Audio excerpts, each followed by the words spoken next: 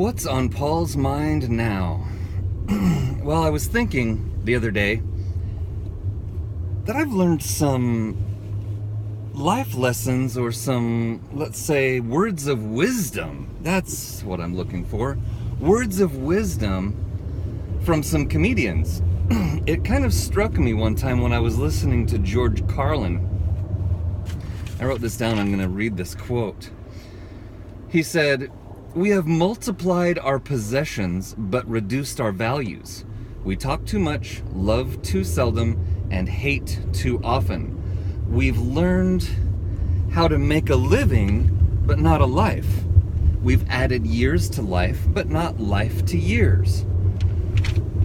I heard that and I thought that was so profound. You know, and then as I was thinking about that quote, it kind of struck me that I've heard a lot of words of wisdom from comedians over the years. One of my favorites was Steve Martin back in the day. This is back in 1970, I don't know what. But Steve Martin said, "I'm going to tell you how to get $1 million and never pay taxes. First, get $1 million. Then, when the IRS knocks on your door and they say, 'Hey, you've never paid taxes,' you say, 'I forgot.'" How does this not solve almost every problem in life? I forgot. Profound words of wisdom. Life-changing. Now, the comedian John Wing gave a clue to happy marriage. Now, this is mostly for men. Women don't really need to listen to this part, but you can. John Wing says the key to a happy marriage for a man is 4 words. Oh, yeah, right, sorry. You can say those words and solve almost any problem in your marriage. You can say them in any order. Oh, yeah. Oh, right. Sorry. Yeah. Oh, sorry. Right. See, it works in any combination. Absolutely life-changing for a marriage. Jerry Seinfeld said about parenting, having a 2-year-old is like having a blender with no lid. Now, is that really profound and life-changing? Not really, but if you're going to have a 2-year-old, you need to be prepared to clean up some messes. So I thought that was pretty good. Liz Winstead, her perspective on parenting was, she said, "I'll never have a baby because I'm afraid I will leave it on top of the car, along with my cup of coffee, my keys, and my sanity." Yeah, anyway, so that reminds me of a story that I probably shouldn't have been a father, because one day I had the day off. I was working around the house, I was cleaning, I was cooking, I was doing some dishes. I think I even did some vacuuming, maybe some laundry. I don't remember everything I was doing, but it struck me that I hadn't seen my son Ryan in quite some time, and this was back when he was under 2 years old. He was probably 18 months old. It was before Spencer was born, and I began a frantic search around the house. I looked everywhere. I couldn't find Ryan. I called his name. I looked. I started getting panicky. I looked in every room of the house. I went outside, I looked around the house, couldn't find him. I finally knocked on my neighbor's door and in a panic asked, "Have you seen Ryan? I can't find him." And she pointed to my right shoulder. And when I looked over, there was my son in my arms, riding on my hip, and I had lost him, along with my sanity. So I thought that was pretty profound and applicable. I probably shouldn't be a father. I lost my son.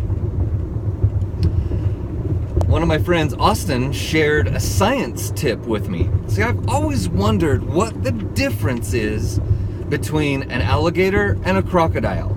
Isn't it like the fourth tooth on one side or something like that? I can't keep it straight. But my friend Austin sent a science tip over to me the other day that says you can distinguish an alligator from a crocodile by paying attention to whether he sees you later or after a while. Now you know how to tell the difference between an alligator and a crocodile. You just pay attention to whether he sees you later or after a while. All right, here's another quote from George Carlin. Trying to be happy by accumulating possessions is like trying to satisfy hunger by taping sandwiches to your body. Now, I've never tried the sandwich technique, but I know that buying more things really doesn't improve happiness. Here's one from Chris Rock that I thought was profound and very applicable in our lives. He said, I used to have horrible cars because I never had money, so I'd always end up broken down on the highway.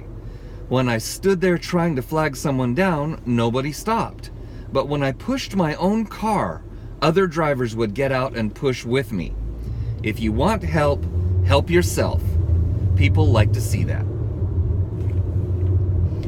Now, seriously, that is absolutely profound. So many people whine and cry that nobody helps them. But are you helping yourself? Anyway, that was a deep thought. What about spelling? Sometimes spelling can be a challenge these days. So I rely on Brian Regan for my spelling, and it works.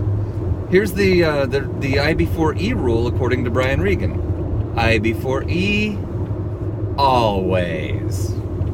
See how that works? I before E, always. When I spell something and I put I before E and it's not actually that way, my phone changes it for me. Thank you, autocorrect. Now this comedian might not be known as a comedian. Former Secretary of Defense Donald Rumsfeld said, there are known knowns. There are things we know that we know. We also know that there are known unknowns. That is to say, we know there are some things we do not know. But there are also unknown unknowns.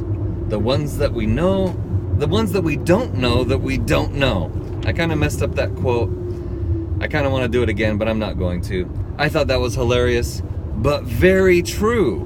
There are things that we know that we know. There are things that we know that we don't know. And really, this one is very applicable to me. There's a lot of stuff that I don't know that I don't know. Which leads me to my final quote from, again, not normally known as a comedian, but the singer and lyricist for the heavy metal band Metallica, James Hetfield, quotes in his song, It's My World, not only do I not know the answer, I don't even know what the question is. Now, that's what's on Paul's mind.